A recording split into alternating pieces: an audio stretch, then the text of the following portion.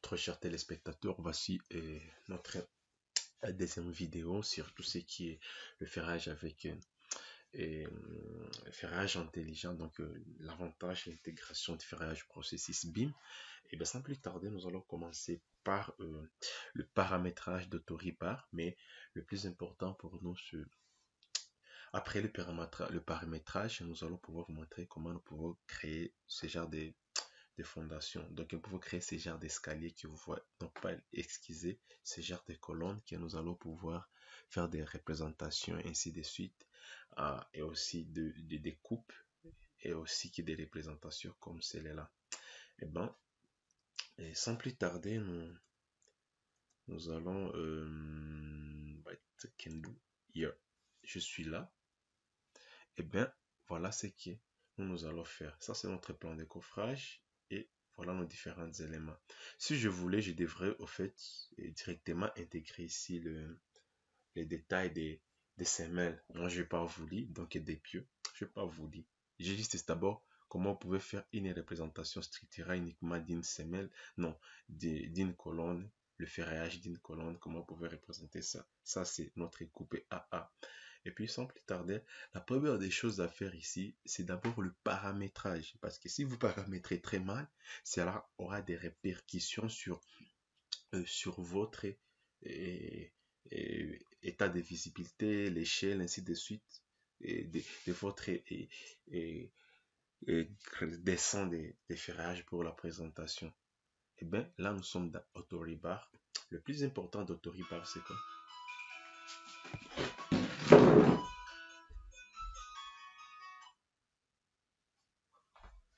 Le plus important pour nous, c'est quoi? Et le plus important, c'est de savoir faire les paramétrages. Et pour le paramétrage, la première des choses, il faut aller ici dans Options. Voilà, vous voyez ici dans Options, c'est là où ça nous donne toutes les possibilités. Nous allons travailler dans l'espace AutoCAD avec quel type d'unité? Tu vois, chez moi, c'est un mètre. Si vous voulez, vous pouvez changer ici. Si vous êtes dans un pays anglophone, vous pouvez utiliser les unités d'ingénierie entre autres les pouces et les pieds. Et voilà, feet and inch. Voilà. Vous pouvez travailler en millimètres ou en centimètres.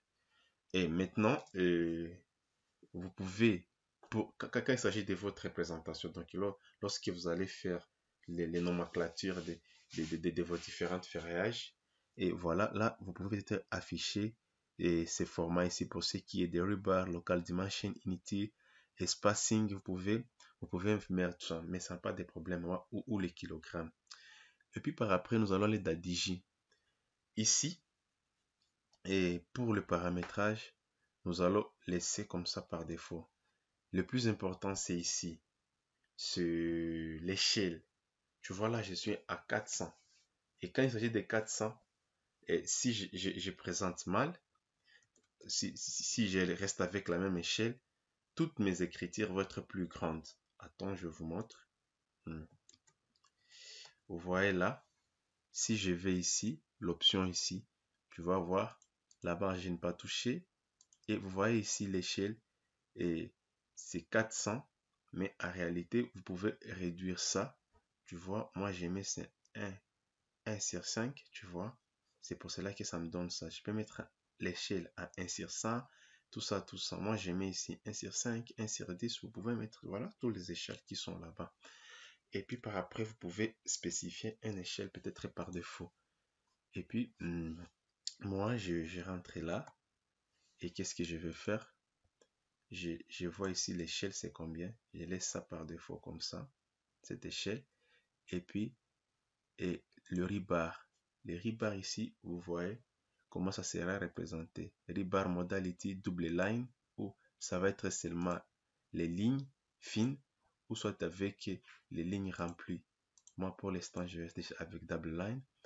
Et section in bar, cross section, vous pouvez mettre ça. Et les bending, les rayons de courbure, et N6, ça c'est selon HeroCode, comment on calcule ça. Les diamètres, le phi, le diamètre minimal, je mets 16. Pour ce qui est des dimensions, les dimensions des textes, la hauteur des textes, je laisse à 5 mm. et les décalages pour les rebars 0.5. Je mets high 90 et 135. Et ça, c'est pour le 135, si c'est pour l'accrochage des étriers. Maintenant, quand il s'agit des étriers, tu vois ici, je vais les placer où? Tu vois, quand on met top left, donc c'est ici.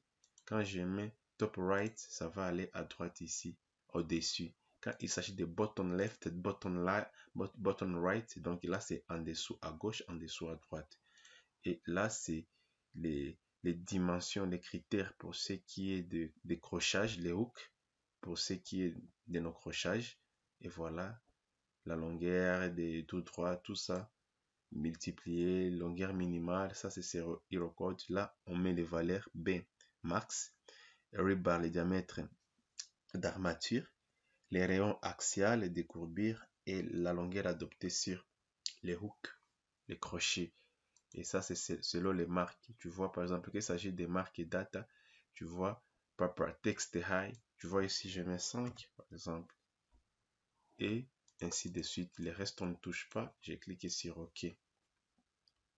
Après avoir fait les paramétrages, ça, lorsque je vais tracer mon rebar, donc là, je vais juste dessiner automatiquement. Tu vois, par exemple, là, j'ai spécifié, par exemple, mon diamètre. Tu vois, par exemple, je mets le diamètre des fentes et là, directement, je commence à tracer mes armatures. Tu vois, ça me donne directement ça. Tu vois? Et là, nous allons utiliser ça parce que j'ai dessiné des lignes directement et je vais transformer ces lignes en armature. Et là, vous pouvez utiliser ça. Ça, c'est pour les étriers. Nous avons une surface. Nous avons déjà une section. Là où nous avons le coffrage. Tu vois. Et puis maintenant, nous, ici, nous allons déterminer, par exemple, et lorsque nous allons définir nos étriers, comment on va faire. Ça, c'est pour le marquage. Après avoir fait des ferrailles, lorsque nous allons faire les detailing de chaque élément, comment nous allons mettre ça. Ça va nous donner et pour ce qui est de nos nomenclatures, donc et les quantitatifs, ainsi de suite. Là, nous pouvons modifier nos barres d'armature et ainsi de suite. Je vais vous montrer et tous ces éléments, comment on peut utiliser. Et ça aussi, lorsque nous avons des armatures, des tripes et crochets, comment nous pouvons mettre ça. Si nous sommes en DD ou dans une coupe, comment nous pouvons mettre ces genres d'armature ici. Et puis là, je vais vous expliquer les rôles de chacun. Et puis sans plus tarder, là, pas mal de choses à faire. Moi, je vais d'abord dans la coupe AA. Voilà notre poutre. Si j'essaie, non, voilà notre colonne. Si j'essaie, et puis dans Manager, notre Manager, Annotate, j'essaie un peu de faire des dimensions. Voilà, sorry. Voilà. Je peux par exemple mettre auto-rebar. Et attends. Ok. Ouais. Non, sorry. Attends, sorry. Je vais juste très normal. Bon, on laisse d'abord comme ça 0.37.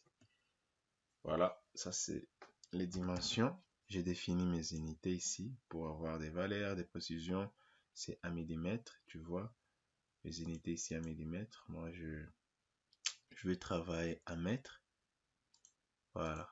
Mais ici, c'est presque 40 x 40. Ici, on fait très bien. En haut, vous voyez, 0.4. Voilà. Alors, qu'est-ce que je vais faire? La première des choses, je vais aller ici. Je vais aller là. Je vais définir les diamètres de mes armatures. Moi, je vais mettre 6. Là, c'est donc les covres. Le cover, c'est le coffrage. Je vais mettre 3 mm, donc 3 cm. Et puis maintenant, je vais définir mes éléments de là jusqu'à là. Vous voyez directement, voilà un peu le coffrage. Et là, voilà voilà un peu le coffrage, c'est que ça me donne là. Et puis par après, qu'est-ce que je vais faire maintenant? Je peux cliquer ici, je peux modifier Edit. Ici, je peux typer les modalités. Tu vois là, c'est double ligne. Je peux mettre fin, vous voyez, et Souvent, ça donne comme ça. Et puis par après, je dois aller là. J'ai fait une modification. Je mets ça, par exemple, FIC. Vous voyez ce que ça donne. Et si je clique ici, et souvent, si ça n'affiche pas, vous pouvez cliquer là-bas. Si ça vous donne seulement des lignes, et puis vous pouvez cliquer ici, ça vous donne ces faits réagir là-bas. Et puis par après, moi, si je veux, ça peut rester comme ça. Et si tu veux, tu peux modifier ici l'image de ton armature ici. Les couleurs de visibilité. Et puis par après, qu'est-ce que je vais mettre maintenant? Je dois placer ici au milieu mes barres ici. Barres. Si je mets le barre de 16, et puis je dois définir l'intersection. Je vais mettre juste là. Tu vois? Mes barres de 16 qui sont là-bas, je peux modifier la couleur. Je vais par exemple blanche. Et puis là-bas, je peux faire une copie miroir. Tu vois, mirror copy. Je vais là-bas. Vous voyez? Non. Et puis, j'ai ça. J'ai ça. Je mets mirror copy. Juste là. Ouais. Et puis par après, je fais ça. Je fais une copie. Juste au milieu ici. Voilà. Sorry. Je fais ça. J'ai fait une copie sur mes 0,4 de mes armatures. J'ai fait une copie. Ou ça reste d'abord comme ça. Le 2. Après, là, c'est déjà défini mes éléments. J'ai mes armatures ici. Je peux passer sur la notation ici. Le marque ici. Je peux définir mes éléments là-bas. Comme ça. Tu vois ce que ça donne. Et puis moi, qu'est-ce que je fais? Je peux aller là. Je vais ici. Je peux faire ça. Je peux modifier la couleur. Par exemple ça. Vous pouvez ajouter les restes des éléments ici. Attends, je vous montre. Nous pouvons aller là. Voilà, nous pouvons aller là. J'ai fait une modification. Voilà, ça c'est les nombres. Ça c'est les B. Ça c'est l'espace. L'espace ici. Et je mets 150 mm. Donc l'espacement entre les armatures, les étriers. Et là, par exemple, c'est la hauteur, la longueur totale de mon étrier par rapport à 40. Tu vois, 4 x 4, c'est 16. 1,6 m plus l'accrochage, presque 1,8. Voilà. Et puis par après, vous pouvez noter les types de nomenclature. Là, je mets par exemple et 1 du type donc étrier série 1. Et voilà, l'échelle c'est 5. Et voilà. Nous avons les barres, 6 barres de, donc nous avons les barres de 6 espacées de 8. Et ça nous donne les nombres. Et par après, ça c'est la longueur cumulée. Et voilà. Ainsi de suite. Maintenant, il fait des calculs. Voilà. Nous pouvons mettre les suites. Ici, nous avons les barres de 16. Vous pouvez les représenter. Maintenant, et pour ce qui est des colonnes, maintenant, c'est la même chose. Nous allons aller là-bas. Je dois juste maintenant aller ici. J'ai défini ma barre. Je clique ici. Vous voyez, je vais là-bas. Je répète. J'ai défini ma barre. Je vais là-bas. Vous voyez directement, ça me donne ça. Je peux modifier. Modify. Je mets ça. FIC. Voilà. Modify. FIC. Et puis par après, arriver là. Je dois aller ici. Je mets la barre de 6. Je vais là-bas. Sorry. Et je vais là. Je vais juste là-bas définir barre de 6. Oui, attends l'accrochage. Voilà, c'est OK. Je vais aller là. Je vais là-bas. Non, attends, barre des 6, j'ai cliqué sur OK. Et puis je cherche l'accrochage là-bas jusqu'à là. Et voilà, je peux aller là. Je modifie. Fic. Voilà. Et je suis là. Mes armatures, j'arrête. Je peux prolonger jusque là. Je peux faire une prolongation si je veux. Voilà. Après, maintenant, je vais faire une copie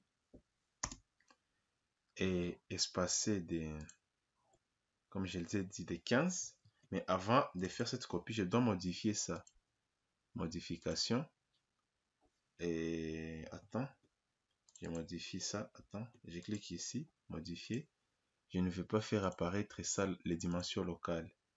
Je vais là-bas. Je mets CO. Copie. Je vais là. Et donc, copie à partir de là. Copie. Maintenant, je pars maintenant. 0.15. 0.30. Ou je peux faire une copie miroir si je veux.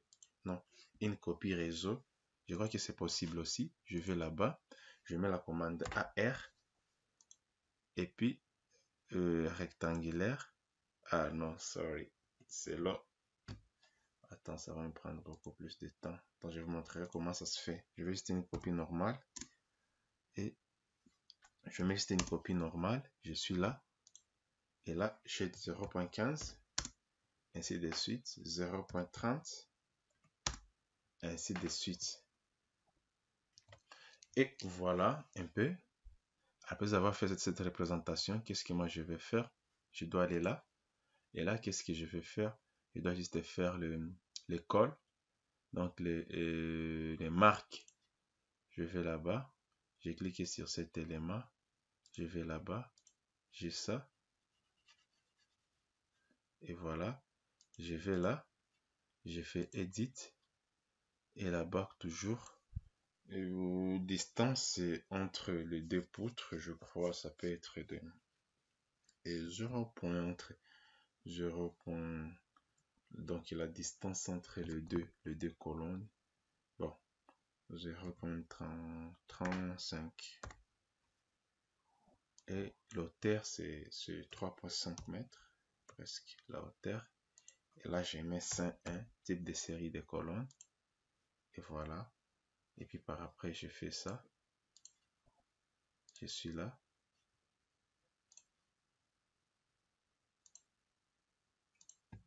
Voilà. Ainsi de suite. Ça, je peux continuer aussi. Voilà, j'ai ça. Et voilà comment ma colonne est représentée. Et puis par après, je dois aller ici. Là-bas.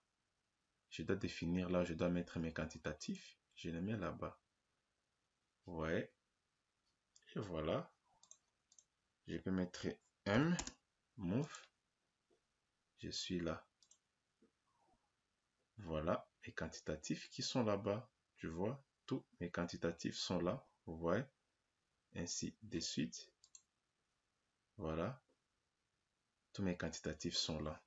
Quand on dit merci, on se retrouve à la prochaine vidéo. Tu vois ce que nous venons de faire pour les colonnes, les étriers. Et voilà. Voilà les nomenclatures. Et voilà, ça me donne le total de masse d'armature. Donc, le total d'armature, déjà, une évaluation par rapport à ce que nous voulons de faire, la quantité, et ainsi de suite. Et bien, quant à moi, je vous dis merci. Et on se retrouve à notre session. Là, nous allons vous parler maintenant pour ce qui est des poutres. Merci beaucoup et à tout à l'heure.